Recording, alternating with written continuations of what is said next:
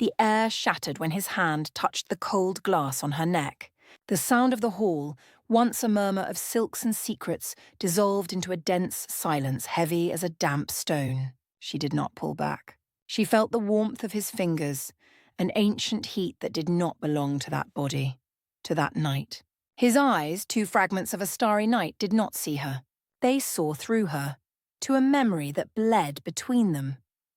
Before we dive into this story, leave your comment with a rating from 1 to 10 and tell us which city you're joining us from. May this moment bring reflection and emotion to your heart. She arrived with the mist, or perhaps the mist arrived with her, a pale shroud that clung to the castle's battlements and descended the dark stones like a lament. No one saw her enter through the main gates. It was as if a sigh from the woods had deposited her in the inner courtyard, a slender figure wrapped in a worn-out cloak the colour of twilight.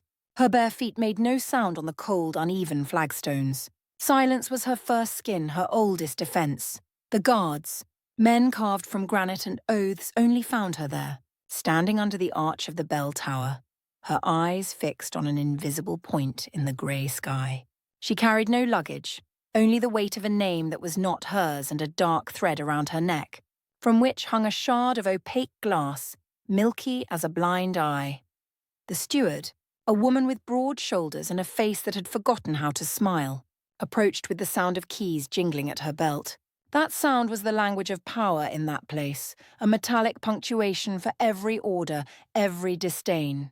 The steward's eyes scanned the newcomer from head to toe, an inspection that stripped away more than clothes, that searched for weakness, the crack through which humiliation could enter.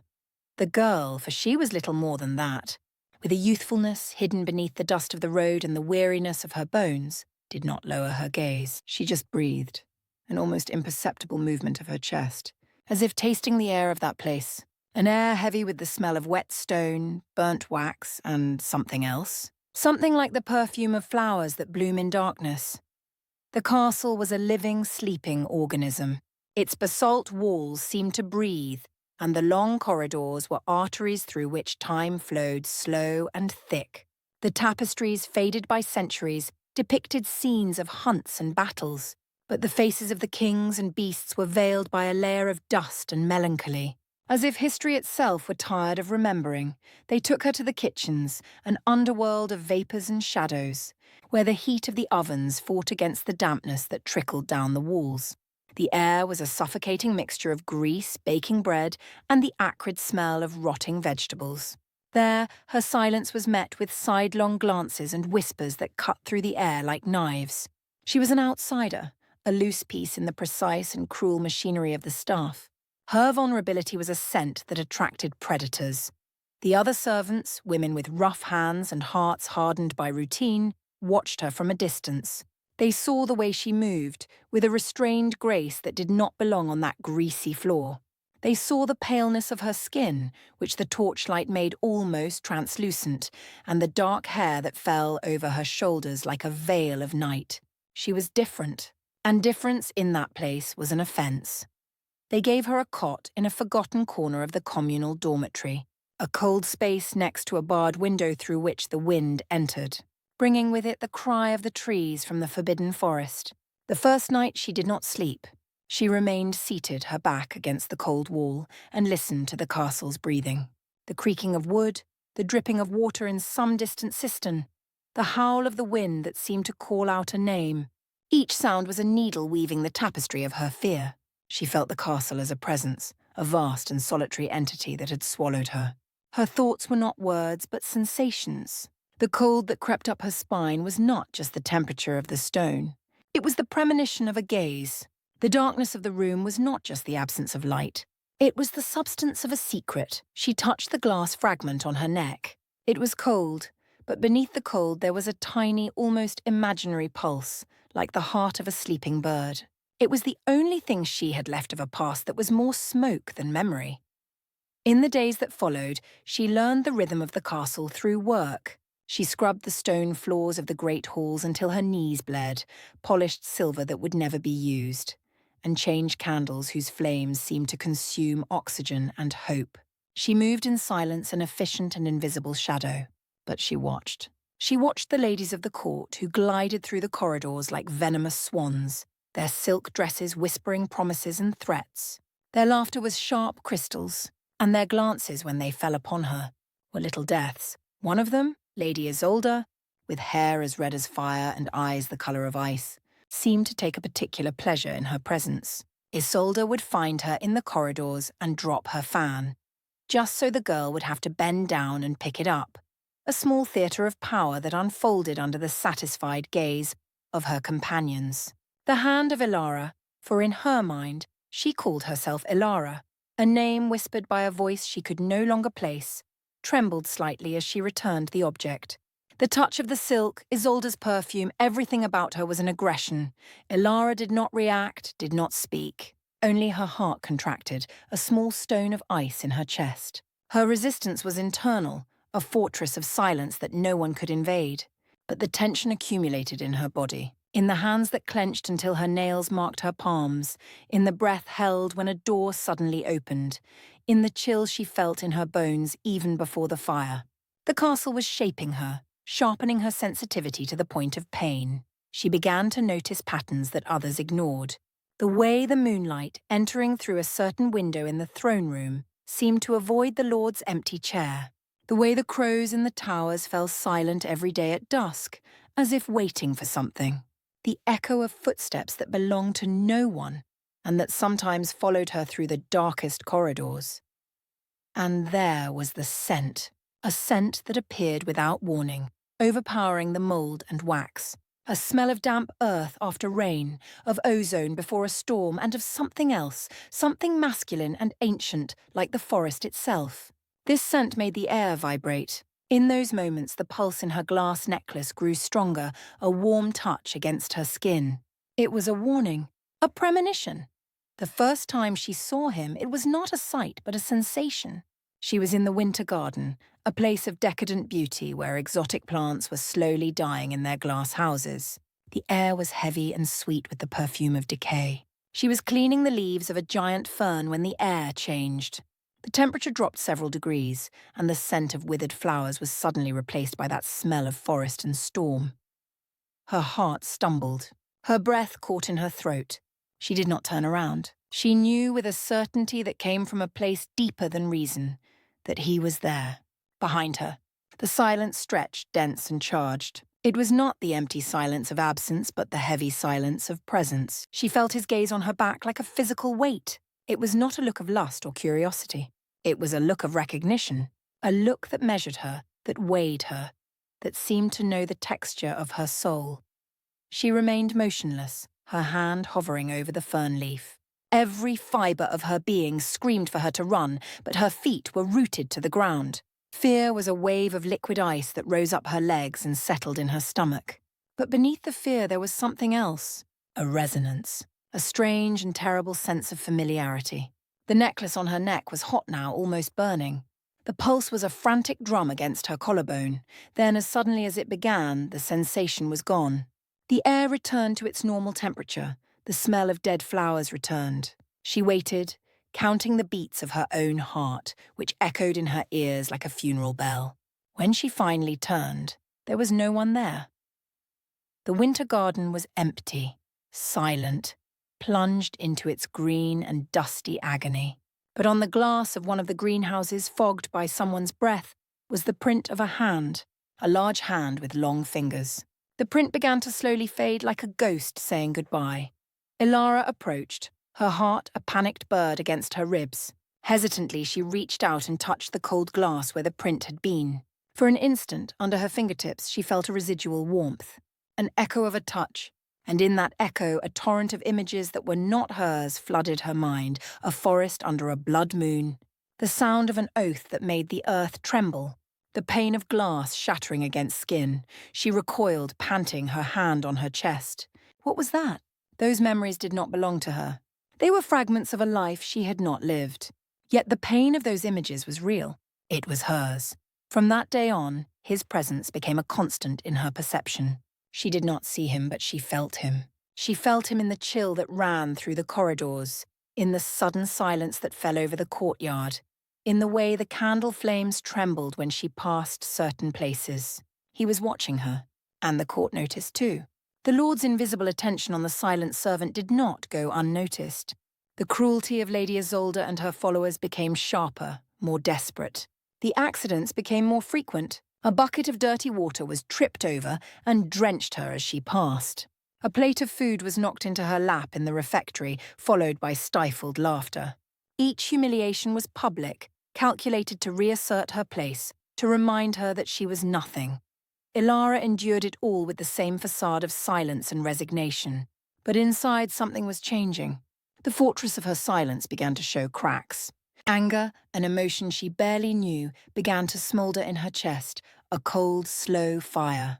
The pain of the humiliations mixed with the confusion of the memories that assaulted her, creating a whirlwind that threatened to drown her. One night, while cleaning the great throne room, she allowed herself an act of rebellion. The room was empty, lit only by the moon streaming through the high Gothic windows. The Lord's throne, carved from wood as dark as night and polished by centuries of power, stood in the center of a dais. No one was allowed to approach it. But Ilara, moved by an impulse she did not understand, set aside her bucket and cloth. She climbed the steps slowly, each step a sacrilege. The air around the throne was colder, charged with an energy that made the hairs on her arms stand on end. She stopped before it. The chair was immense, imposing, more a force of nature than a piece of furniture. Hesitantly, she reached out and touched the arm of the throne. The wood was icy, but beneath the cold she felt the same pulse she felt in her necklace, an ancient dormant power. And then the voice came. Not in her ears, but inside her head. A male voice deep as the earth, smooth as velvet. What belongs to you will always find its way back. The voice was not a threat. It was a promise that terrified and comforted her in equal measure. She snatched her hand from the throne as if she had touched fire. Her heart hammered uncontrollably. The hall, which seconds before had been silent, now seemed full of whispers, the echoes of all the words that had ever been spoken there. She stumbled backward down the steps and fled. She ran through the dark corridors, not caring about the noise she made. She ran until she found a small inner courtyard, a forgotten garden where ivy covered the walls and a broken fountain wept tears of moss. There, under the indifferent gaze of the moon, she finally allowed herself to tremble. Her whole body convulsed with the force of repressed emotion. Fear, anger, confusion, and a pain so deep, so ancient it had no name. She curled up on the cold ground, hugging her knees, and for the first time since arriving at the castle, the silence broke. A single sob escaped her lips, a fragile, broken sound in the immense stillness of the night. It was a small sound, almost insignificant, but in the silence of that castle, a small sound was like a war cry, and from one of the highest windows of the North Tower, a shadow watching the garden moved. The figure retreated from the moonlight, but not before a glint of something that could have been sadness, or perhaps fury, passed through its dark eyes. The silent servant had finally made a sound, and the gear of destiny, so long stopped, began to turn. The days that followed that night in the garden were different. The air in the castle seemed thinner, more tense, like a bowstring about to snap. Ilara felt the change with every breath. The gaze of others upon her now contained a new element, fear. Her small sob in the darkness, a sound she thought had been swallowed by the night, had somehow echoed through the stone walls, transforming into a whisper, a legend. The servant who cried without tears, the outsider whose lament made the stones tremble. The humiliations from Lady Isolde and her retinue ceased. They were replaced by a hostile silence, a calculated distance that was, in itself, a form of punishment. Ilara became an island of stillness in a sea of fear. No one approached her, no one spoke to her, except to give curt orders. She preferred it that way. The isolation gave her space to breathe, to try to understand the storm brewing inside her. The visions or memories became more frequent. They came in flashes triggered by a scent, a sound, a reflection of light. The glint of a silver knife in the kitchen brought the image of a ritualistic blade covered in runes. The smell of wet earth after a rain brought the sound of distant drums and a chant in a language she did not know but her soul recognized. The cry of a child in the village beyond the castle walls brought the overwhelming sensation of a loss, a void that left her breathless. And always, in every fragment, there was his presence, his shadow, his voice, the warmth of his hand. She began to understand that her past was not a blank page. It was a torn book, its pages scattered to the wind. And this castle, this man, were the thread that could sew them back together. His presence, once a diffuse threat, now became concentrated. She did not see him, but she knew where he was. She felt his attention like a beam of dark light, following her as she swept the corridors or polished the windows. The tension was almost unbearable. It was a silent conversation, a duel of wills fought through walls and floors. She resisted, refusing to look into the shadows where she knew he might be, refusing to acknowledge the connection that pulled at her like a tide. One day, while arranging books in the immense library, a place that smelled of leather and time, he materialized. There was no sound of footsteps, no door opened. One moment she was alone among the shelves. The next he was there, standing at the other end of the aisle of books, partially obscured by the shadow of a column. Her heart stopped. All the air was sucked from her lungs. He was dressed in black, a simple outfit that did nothing to diminish the aura of power that enveloped him. His face, which she had only seen in her fragmented dreams, was exactly as she had imagined, noble, almost harsh features, a mouth that seemed incapable of smiling and eyes that held the wisdom and melancholy of 1,000 winters. He did not move. He just watched her. The silence in the library was absolute, so deep she could hear the blood pulsing in her veins. The necklace on her neck burned, a living coal against her skin. She wanted to run, but her legs were lead. She wanted to scream, but her voice was a knot in her throat. Then he spoke. The voice, the same voice from her dreams, filled the space, deep and resonant. "Did they give you a name?" The question was simple, but the weight behind it was immense. The others. The ones who had torn her from her past. Ilara couldn't answer. She just shook her head, a tiny movement. He took a step forward out of the shadows. The faint light entering through a stained glass window illuminated his face, and she saw the weariness in his eyes, an ancient, abyssal weariness. "They took everything from you," he continued, his voice softer now, almost a murmur. "But they couldn't take this." His gaze dropped to her necklace, to the fragment of glass that pulsed in sync with her terrified heart. "Do you know what that is?" he asked. Again she shook her head. "It's a fragment. An echo, the memory of what was broken." He took another step. He was closer now, close enough for her to feel the cold that emanated from him, a cold that was not natural, that was the absence of vital warmth, close enough for her to see the strange glint in his eyes, a light that was not a reflection, but a source. "You are afraid of me," he stated, not asked.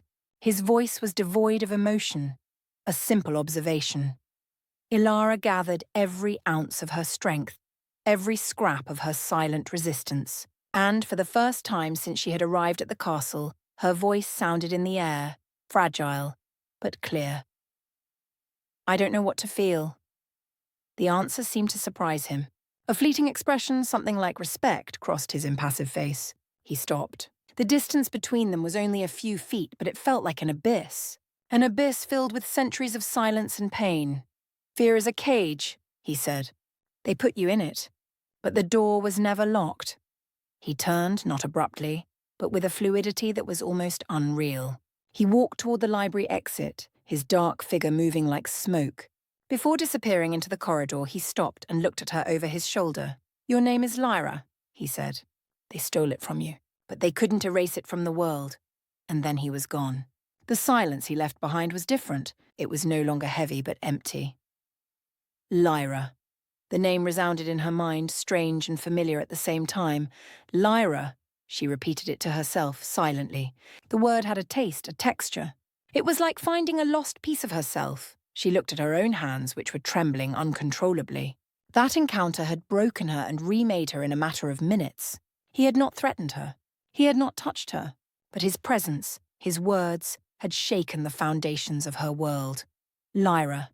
The name was a key, and she knew with a terrifying certainty that the door it opened did not lead to freedom, but to a destiny far more ancient and complex than servitude in that castle. In the following days, the name blossomed within her, a seed of identity in the arid soil of her existence. She was Lyra. The silent affirmation changed the way she moved, how she saw the world.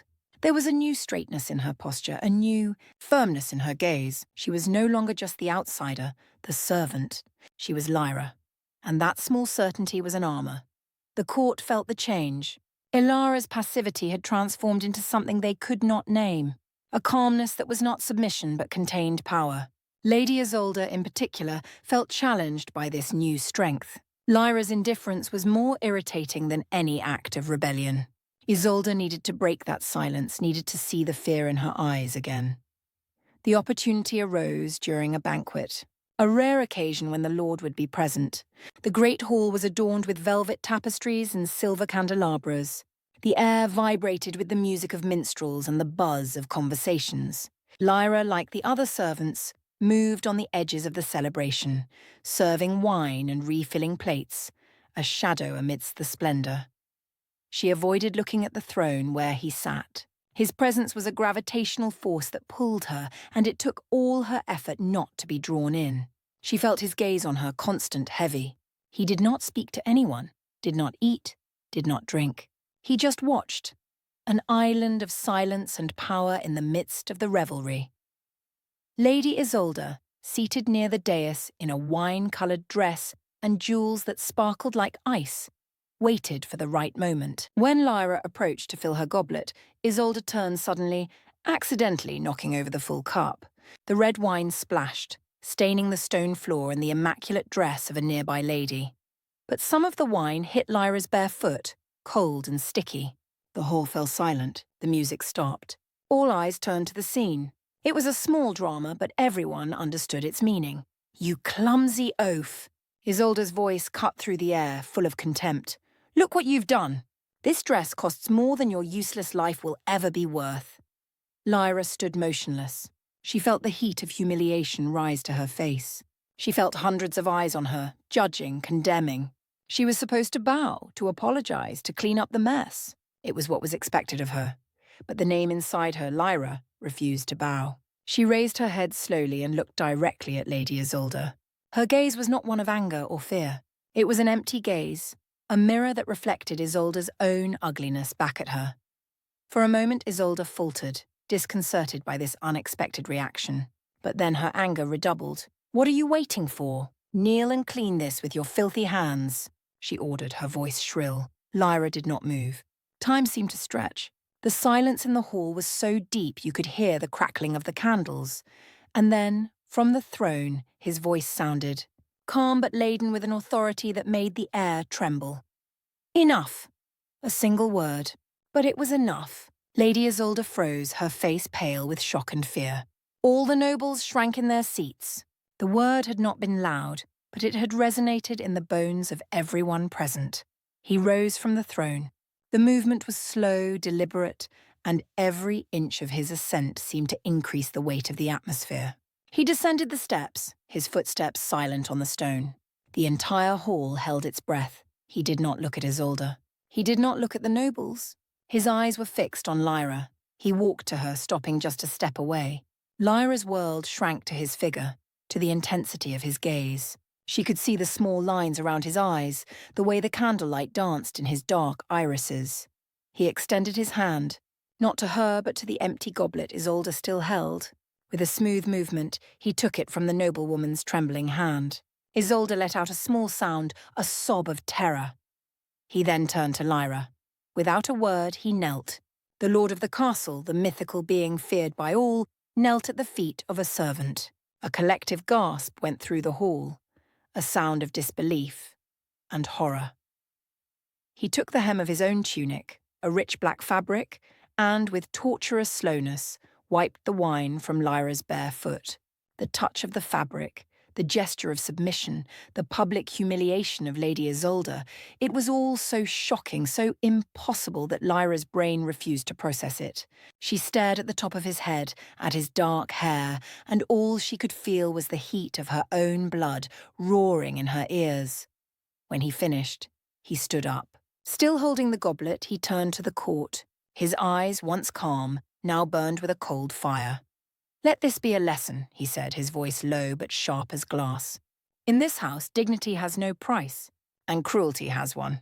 He raised the goblet and, with a clench of his hand, the metal twisted, bent, and shattered into pieces that fell to the floor with a dry, final clatter. No one dared to breathe. He then turned his gaze back to Lyra. The fury in his eyes dissipated, giving way to something more complex, something that looked like pain. He reached out and, with the tip of one finger, lightly touched the glass fragment on her neck. The touch was a spark, an electric current that shot through her entire body. "It is almost time," he whispered, a phrase meant only for her. The memory must fully awaken, and with that, he turned and walked out of the hall, leaving behind an absolute silence. A humiliated noblewoman, a terrified court, and a girl whose world had been turned upside down. Power had revealed itself not to punish, but to protect, and Lyra understood that the confrontation between her and her past, between her and that man, had just begun. The night of the banquet broke something in the castle. The hierarchy, once as rigid as iron, was now cracked. The lord's act of kneeling to wipe a servant's foot was an earthquake that shook the foundations of power in that place. The whispers that once followed Lyra like shadows now fell silent when she passed. Fear had turned into a fearful respect. They did not understand her, and what they did not understand, they feared. Lady Isolde disappeared. No one knew if she had been exiled or had left of her own accord, too humiliated to remain. Her room was emptied, her ladies-in-waiting dispersed, and her name became a taboo, a word that burned the tongue. Lyra felt the change around her, but the real transformation was happening within her. His gesture had not exalted her. It had terrified her. That public act had marked her, irrevocably separating her from everyone else. She was no longer invisible. She was a symbol, a mystery that the Lord protected, and that protection was a cage even more elaborate than servitude. After the banquet, he did not show himself for several days. The castle seemed to hold its breath, waiting. Lyra continued with her duties, but every movement was conscious, every breath measured. She felt the expectation in the air, the silent question in everyone's eyes. Her loneliness was now absolute. Not even the other servants who had once shared the misery of work with her dared to approach anymore. She ate alone, worked in silence, and the only sound in her small room was the wind at the barred window. In this forced isolation, the memories began to come with more force, no longer in flashes, but in waves that left her dizzy and breathless.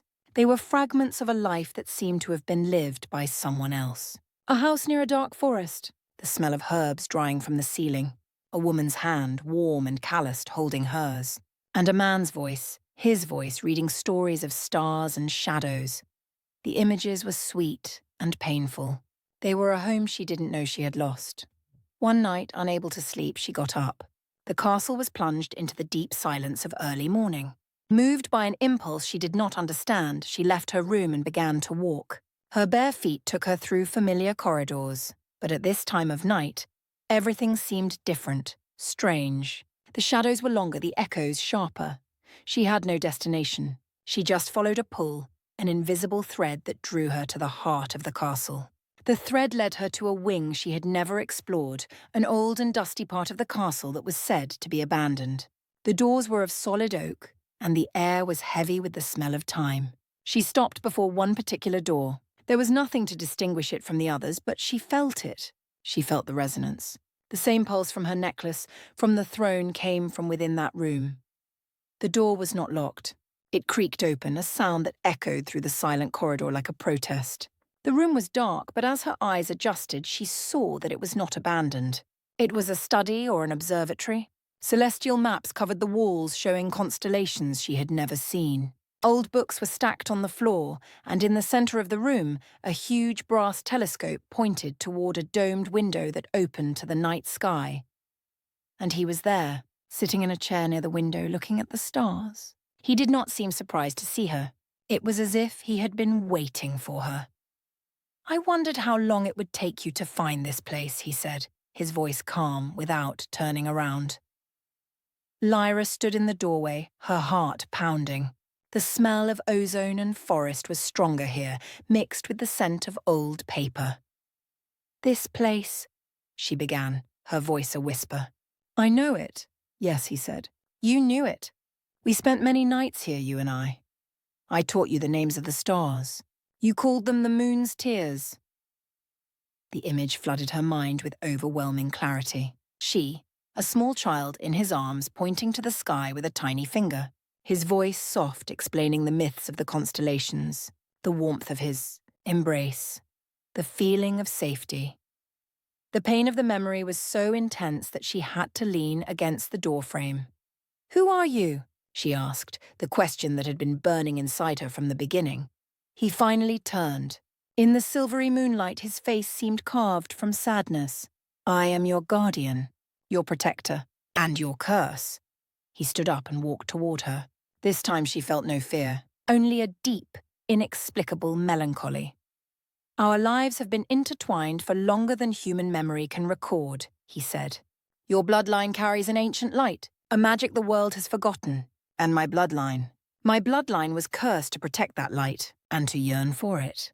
He stopped in front of her. His dark eyes searched hers, full of a pain she was now beginning to understand. "In every generation, a woman of your blood is born with the gift, and a man of my blood is born to watch over her. It is a balance, a prison for us both." "What happened?" she whispered, the pieces of the puzzle starting to fall painfully into place. "What happened to me?" A spasm of pain crossed his face. "There were others who coveted your light, who did not want it protected but possessed. They took you when you were a child. They tried to erase your memory, to suppress your power. They turned you into Ilara." The name sounded like an insult in his mouth. "They broke you, and they bound you with this." He pointed to the necklace. "That fragment of glass is not glass. It is obsidian from a shadow mountain, a stone that drains magic, that chains the soul. That is why I could not find you for so many years. Your light was almost extinguished." Lyra touched the necklace. The stone, which had always been a source of strange comfort, now felt cold and dead. "A parasite. Why am I here?" she asked. "Why did you bring me to the castle?" "I did not bring you," he said. "Your power, even weakened, guided you to me. It is the nature of the balance. What is separated always seeks to reunite. I only felt your presence when you crossed my lands. A spark in the darkness. And the others?" she asked, thinking of Isolde, the nobles, the servants. "They do not know. No one knows. To them I am just the lord of this place, an ancient and feared being whose nature they barely dare to whisper. They do not understand the pact, the obligation." He moved closer, and the air between them crackled. "Lyra, they broke you, but they did not destroy you. Your light is still there, dormant. But time is running out. Those who took you know you are here. They feel the balance being restored, and they will come to finish what they started." Fear, a cold and primordial fear, ran through her. It was no longer fear of him, but fear of a nameless threat, a darkness that had haunted her all her life. "What must I do?" she asked, her voice trembling. "You must remember," he said, his voice urgent. "You must remember who you are, all the power you carry. Memory is the key to breaking the necklace's spell." He raised his hand but hesitated before touching her. "I cannot do it for you. My nature, my curse, prevents me from interfering directly with your magic. To touch you with intent would be dangerous for both of us. The balance is fragile." Lyra looked at his face, at the restrained agony in his eyes. She understood his loneliness then. The loneliness of an eternal guardian, forced to watch, to protect, but never to touch. A sentinel chained to his post by an ancient oath. "How?" she asked. "How do I remember?" "Return to the places of your past," he said. "The echoes of your magic are still there. The library, the garden, the throne room. Touch the stones. Feel the memories they hold. Let the castle's history become your history again." He took a step back, creating distance between them.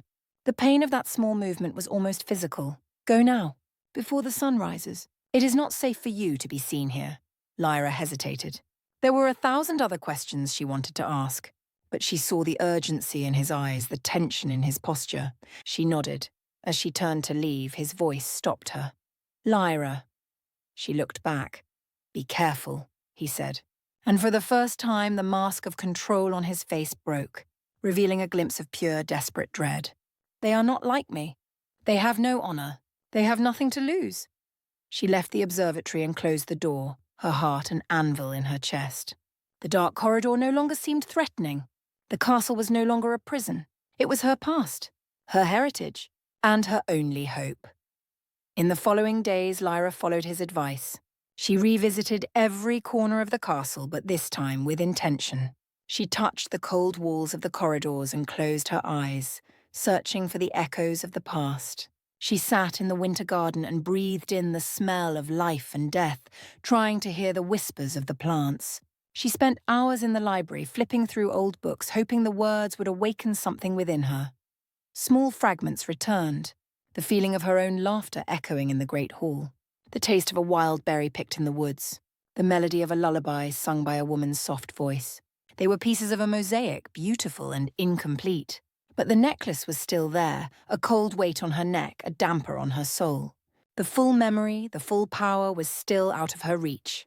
The tension in the castle grew with each passing day. The guards were more vigilant, their armor polished, their swords sharpened. The servants moved with a silent fear, glancing at the shadows. Everyone felt it. The storm was coming. And Lyra knew that when it arrived, she would have to be ready. She was no longer a victim. She was a warrior in a war she didn't know she was fighting, and her only weapon was a name and the promise of a past she desperately needed to reclaim. The hall burned in silence.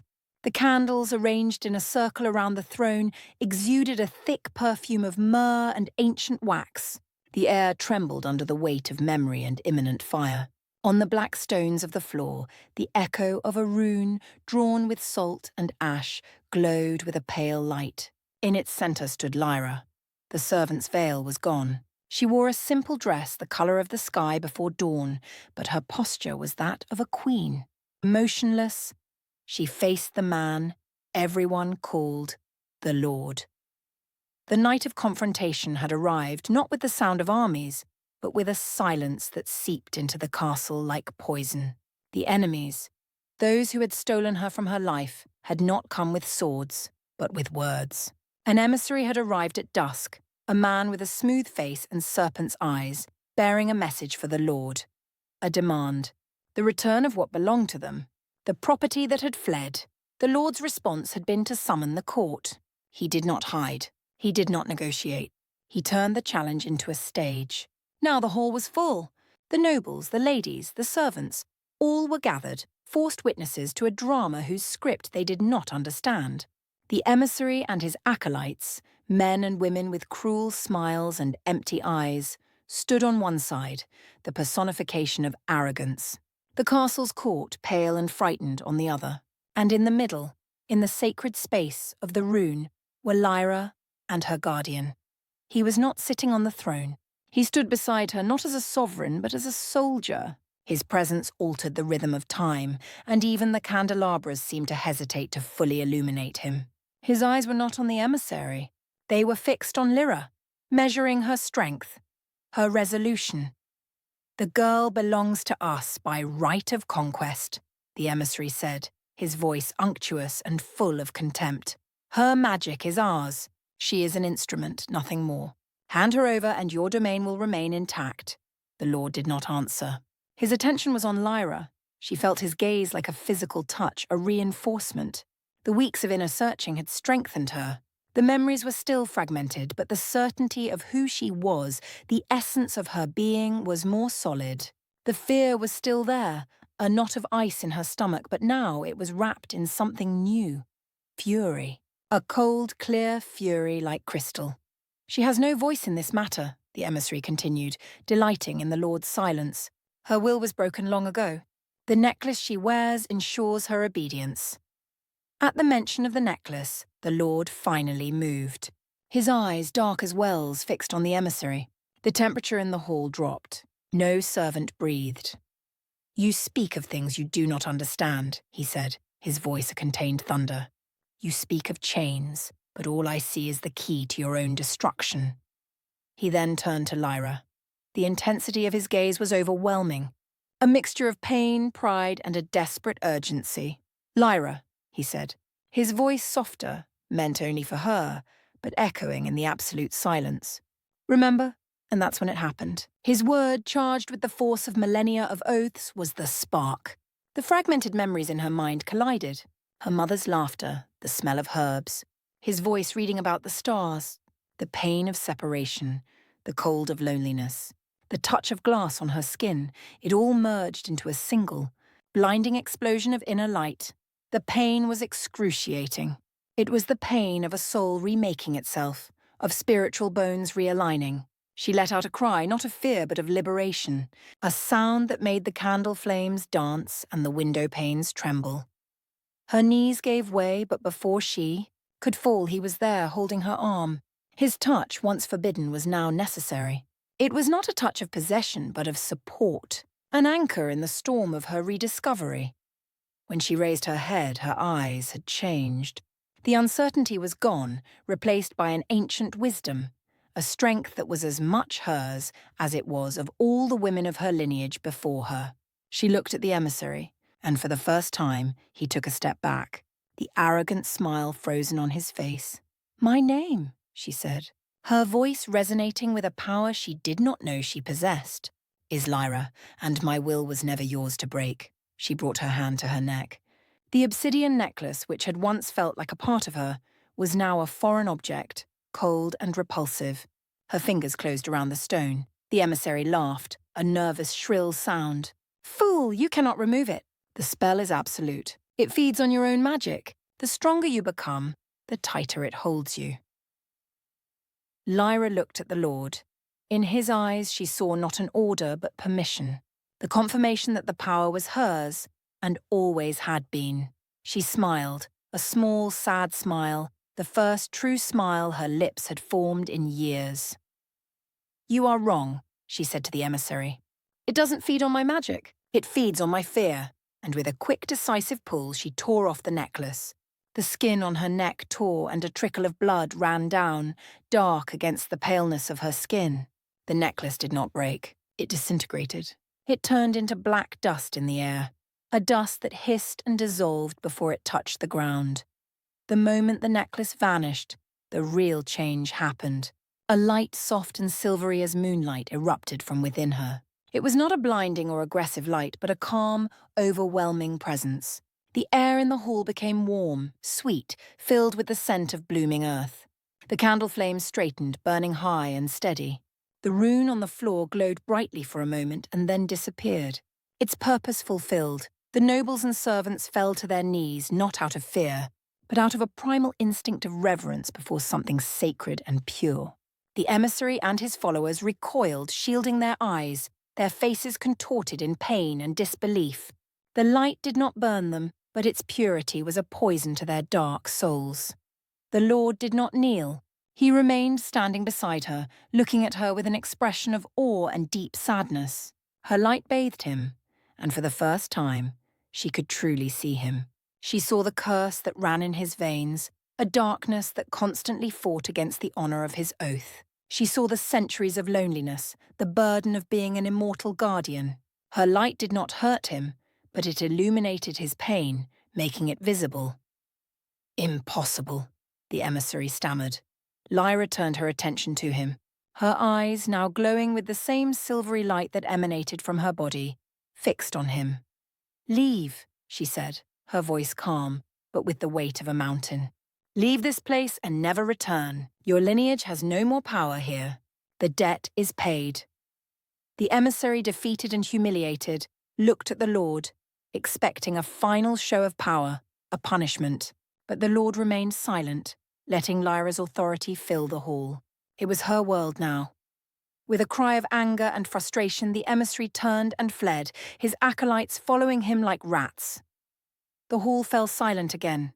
Lyra's light began to dim, retreating back inside her, not disappearing but settling, finding its place. She felt exhausted but whole. For the first time in her life, she was whole. She turned to the Lord. His face was a mask of conflicting emotions. "The balance has been restored," he said, his voice hoarse. You are free, Lyra, free from the chain, free from your past. And you? She asked, her voice soft. Are you free? A sad smile touched his lips. My freedom was not part of the oath. My purpose was to see you safe. And you are. The distance between them returned, an abyss of nature and destiny. He was the darkness, she was the light. Guardian and protected.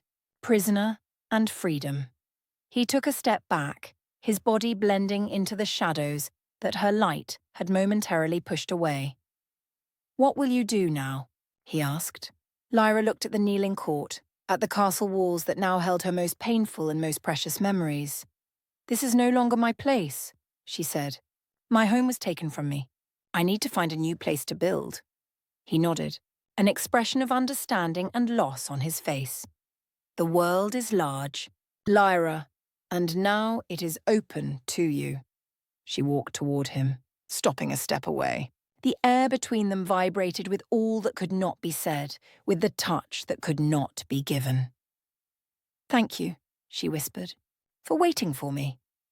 Always, he replied, his voice an echo of his ancient oath. She extended her hand, not to touch him, but as a gesture of farewell. He did not return the gesture. He just watched her hand, the abyss between them insurmountable. Lyra lowered her hand. With one last look at the man who had been her prison and her salvation, she turned. She walked slowly out of the hall, past the kneeling nobles who did not dare to raise their heads. The great doors opened for her, revealing the night and the smell of freedom. With every step she took away from the hall, she felt the thread that connected them stretch, but not break. It would never break. She was free from the castle, but she was not free from him. And he, standing in the darkness of his hall, surrounded by his power and his loneliness, was chained to her forever. The Guardian watched her light disappear into the night, leaving him alone with the weight of his fulfilled oath and a heart that did not know it could hurt so much. Lyra's exit from the throne room was not an escape, but a procession. Silence followed her, a cloak woven of reverence and fear. No one stopped her. The guards, once barriers of iron and distrust, now stepped aside, lowering their eyes as if the sight of her was both sacred and unbearable. The great castle gates, which for so long had been the limit of her world, opened for her without a sound, as if the fortress itself were releasing her. Outside, the night air was cool and clean. It smelled of damp leaves and earth, the perfume of freedom. The moon, full and bright, shed a silvery light over the courtyard, a silver path guiding her away. She did not look back. To look back would be to acknowledge the pain of separation, the melancholy of what might have been in another time, another life. To look back would be to falter. And she could no longer afford that luxury. Her bare feet, which had known only the coldness of the castle stones, now stepped onto the soft earth of the path leading to the woods. The sensation was strange, alive. Each pebble, each fallen leaf was a new texture, new information. The world was introducing itself to her, and she was learning it anew, step by step. As she entered the woods, the trees closed in above her, their canopies forming a cathedral of shadow and moonlight. The wind whispered through the leaves, and for the first time, it did not sound like a lament, but like a welcoming song. The smells were more intense here, the resinous scent of pines, the dampness of moss, the sweet perfume of night-blooming flowers she could not name. Her power, now awakened and settled within her, resonated with the life around her. She felt the slow pulse of sap in the trees, the rush of water in a nearby stream, the heartbeat of a rabbit hiding in a bush. Everything was connected, alive, and she was part of this immense web. She no longer felt afraid of the dark. The darkness of the woods was different from the darkness of the castle. It was a darkness that held life, secrets, but not malice. She walked for hours, feeling no fatigue. The strength flowing in her veins was calm and steady, an inexhaustible source. She did not know where she was going. She had no map, no destination. But for the first time in her life, she did not feel lost. She felt guided by an instinct, by an inner certainty that she was moving in the right direction. At dawn, she reached the edge of a lake. The water was dark and smooth as black glass, perfectly reflecting the sky that was turning shades of pink and orange. Mist hovered over the surface, moving slowly like a living being. It was a place of pristine, untouched beauty. She approached the shore and looked at her reflection. The woman staring back at her was a stranger.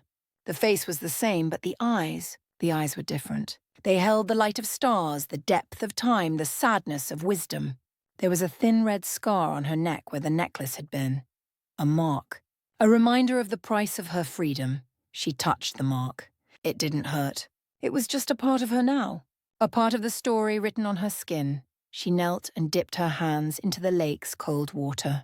The water seemed to respond to her touch, small ripples forming around her fingers. She washed her face, the dust and weariness of the night. She washed away the traces of the castle, of fear, of servitude. But she knew she could not wash away the memory of him. His presence was etched into her soul, the dark side of the moon to her light. The guardian, the prisoner of an oath. A part of her felt an overwhelming compassion for him, for his eternal loneliness. Another part felt a dull anger at the fate that had chained them, that had placed them on opposite sides of an impassable abyss. He had saved her, but he was also the personification of her prison. She stood and looked toward the horizon at the sun beginning to rise behind the mountains. A new day, a new life. What would she do with this freedom? With this power? The answer came from within, clear and simple. She would find others like her. She knew with an instinctive certainty that she was not the only one. That somewhere in the world there were other lights, perhaps faint and flickering like hers had once been. Perhaps hidden, afraid, she would find them. She would teach them about the power they carried, about the strength they had. She would give them what had been stolen from her, a name, an identity, a community. She would not be a queen nor a leader. She would be a guide, a sister, a guardian of other lights. It was a purpose, a path. And with this new resolution, peace finally settled in her heart. A melancholic peace tinged with the pain of what she had lost, but firm in the hope of what she could build. She turned her back on the lake and began to walk toward the rising sun. She did not know what challenges awaited her. She did not know if those who had once hunted her would find her again. But it didn't matter. Fear no longer ruled her. In the castle, he watched the sunrise from the highest window of his tower. He had felt her leave. He had felt her presence move away, grow fainter but never disappear completely. The connection remained, a silver thread stretched across valleys and mountains. He knew where she was going, what she intended to do. He could feel her purpose forming, clear and bright. A smile, the first in centuries that was not tinged with sadness or irony, touched his lips. She was not just surviving. She was building. She was healing. And in doing so, she was in a way healing him too. His oath bound him to that castle, to that loneliness. He was the dark anchor that allowed her light to fly free. It was a bitter role. But now, for the first time, he accepted it not as a curse, but as an honor. He was the guardian of the light, and the light was safe. He stepped away from the window and walked to the center of his observatory. The celestial maps on the walls seemed to glow with a new light. He picked up an old leather-bound book and opened it to a blank page. With a quill and inkwell, he began to write. It was not a historical record, nor a diary. It was a story. The story of a girl named Lyra, who carried the stars in her eyes. The story of a cursed guardian who found his purpose in her shadow. He wrote so that the memory would not be lost, so that, one distant day when the stars had shifted and oaths had turned to dust, someone would know that there was a time when light and darkness danced together, separate but forever united. And as Lyra walked toward her future, and he wrote about their past, the world continued on, unaware of the balance that had been restored, of the silent war that had been won. Their story would not be sung in songs or recorded in the annals of kings. It would be a memory whispered on the wind, an echo in the pulse of the earth.